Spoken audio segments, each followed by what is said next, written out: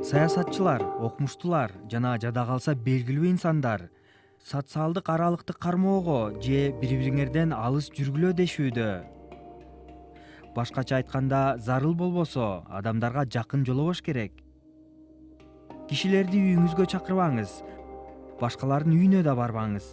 Ал түгүл кафе, ресторандарга, той аштарга, спорттук мелдештерге да барбай туруу зарыл. Эгер үйүңүздөн иштесеңиз, анда сизге жетекчиңиз жардам бериши зарыл, дейт өкмөт.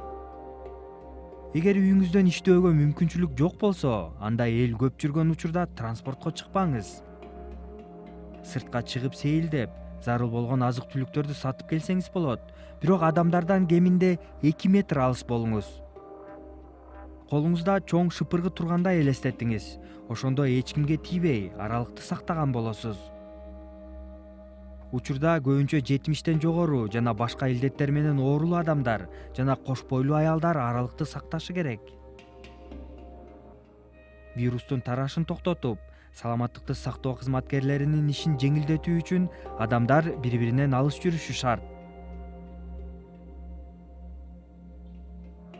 Анткени эгер башкалар менен азыраак жолуксаңыз, вирусту жуктуруу жана башкаларга таратуу ыктымалдыгын азайта аласыз.